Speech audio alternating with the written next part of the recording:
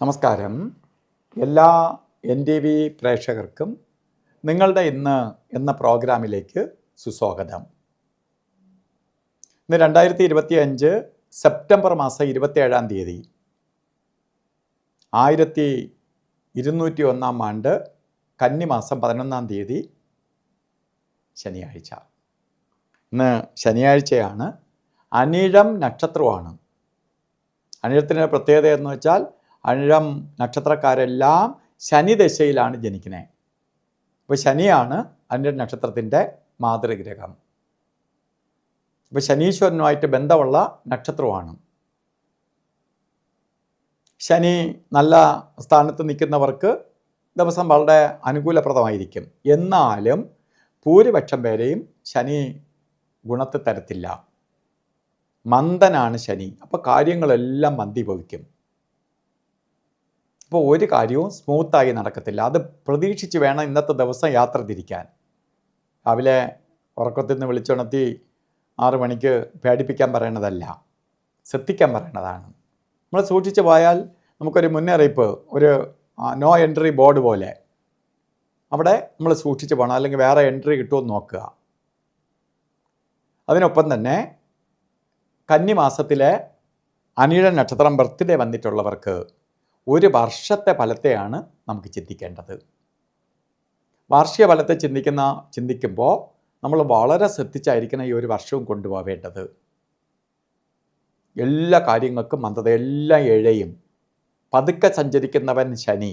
അതുകൊണ്ടാണ് ശനിയെ മന്ദൻ എന്ന പേരിലാണ് വിളിക്കുന്നത്. മന്ദൻ എന്ന് പറഞ്ഞാൽ പതുക്കെ സഞ്ചരിക്കുന്നവൻ, മന്ദീഭവിപ്പിക്കുന്നവൻ.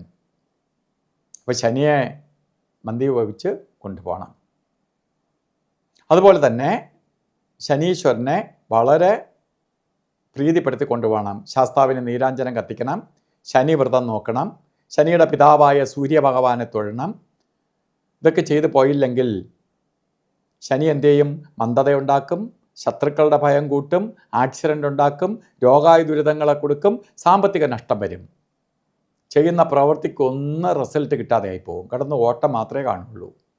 അതുകൊണ്ട് ഇതിന് നമുക്ക് അതിജീവിച്ച് കൊണ്ടുപോകണം. അതിന് വേണ്ടിയിട്ടാണ് നമുക്ക് ഈ പരിഹാരങ്ങൾ ചെയ്ത് പോവേണ്ടത്. അതിനു വേണ്ടി ചെയ്യേണ്ടത് ശനിയെ പ്രീതിപ്പെടുത്തുന്നതിനൊപ്പം തന്നെ ശാസ്താവിന് നീരാഞ്ജനം കത്തിക്കുകയും ശനിവ്രതം നോക്കുകയും സൂര്യഭഗവാനെ തൊഴുകയൊക്കെ ചെയ്യുന്നതിനൊപ്പം തന്നെ ഒരു ശനീശ്വര യന്ത്രം അസുഖമോ അസ്വസ്ഥതയോ വരാതിരിക്കാൻ വേണ്ടി ധന്വന്തരി യന്ത്രവുമായി ചേർത്ത് ദേഹരക്ഷ കെട്ടിക്കൊണ്ട് ശനി കവചം തീർത്ത് പോകണം. ഒരു വർഷത്തേക്ക് മതി. അതുപോലെ തന്നെ ഇന്ന് നല്ല ദിവസമല്ല എന്ന് ഞാൻ പറഞ്ഞു, മന്ദത ഉണ്ടാവുന്ന ദിവസമാണ്. അതുകൊണ്ട് ഓരോ കാര്യത്തിന് പോകുമ്പോഴും യാത്രയ്ക്ക് തുനിയുമ്പോൾ രാഹുകാലം നോക്കി തിരിയുക. ഇന്നത്തെ ഇറങ്ങുമ്പോൾ, വീട്ടിൽ നിന്ന് ഓരോ കാര്യത്തിന് ഇറങ്ങുമ്പോൾ രാഹുകാല സമയം നോക്കി യാത്ര തിരിക്കുക. 9 മണി മുതൽ 10:30 മണി വരെ എന്ന് കലണ്ടറിൽ രേഖപ്പെടുത്തിയിട്ടുണ്ടെങ്കിലും രാഹുകാല സമയം വരുന്നത് 9 മണി 16 മിനിറ്റ് തൊട്ട് 10 മണി 46 മിനിറ്റ് വരെ. ഇപ്പോൾ 16 മിനിറ്റിൻ്റെ വ്യത്യാസമുണ്ട്. അത് നോക്കി യാത്രയ്ക്ക് തിരിക്കണം. അതുപോലെ ഒരു കാര്യത്തിനും കൊള്ളാത്ത 2 സമയങ്ങളാണ് ഗുളികൻ്റെയും യമകണ്ഠൻ്റെയും ബന്ധം നിൽക്കുന്ന കാലഘട്ടം. ഗുളികകാല സമയം 6:17 തൊട്ട് 7:46 വരെയും യമകണ്ഠ കാല സമയം 1 മണി 45 മിനിറ്റ് തൊട്ട് 3 മണി 15 മിനിറ്റ് വരെയും. ഈ സമയം ഒരു ശുഭകാര്യങ്ങളും ചെയ്യരുത്. അതുപോലെ നമുക്കിന്ന് എന്തെങ്കിലും സുപ്രധാനമായ കാര്യം ചെയ്തേ തീരുള്ളൂ എന്ന അവസ്ഥയുണ്ടെങ്കിൽ അഭിജിത്ത് മുഹൂർത്തം നമുക്ക് നോക്കി ചെയ്യാം. 11 മണി 51 മിനിറ്റ് തൊട്ട് 12 മണി 39 മിനിറ്റ് വരെ അഭിജിത്ത് മുഹൂർത്തത്തിൻ്റെ സമയമാണ്.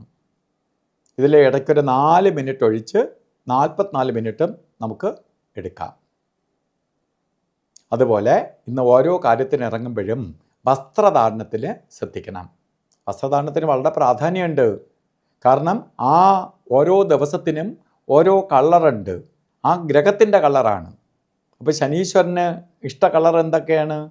ശനിയുടെ നീല കളറോ കറുത്ത കളറിലോ അല്ലെങ്കിൽ മങ്ങിയ കളറിലോ ഉള്ള വസ്ത്രങ്ങൾ ധരിക്കുക. അപ്പോൾ നമ്മളിലേക്ക് ശനിയുടെ നെഗറ്റീവ് തറയ്ക്കാതെ പോവും, പോസിറ്റീവ് ആഗിരണം ചെയ്യും. പോകുന്ന കാര്യങ്ങൾ കുറച്ചുകൂടി ഉന്മേഷവും ഉണർവും, പോകുന്ന കാര്യങ്ങൾ വിജയിക്കുകയും ചെയ്യും. അപ്പോൾ എല്ലാവർക്കും ശനീശ്വരൻ്റെ അനുഗ്രഹത്താൽ നല്ലത് വരട്ടെ എന്ന് പ്രാർത്ഥിച്ചുകൊണ്ട് നിർത്തുന്നു. നന്ദി, നമസ്കാരം.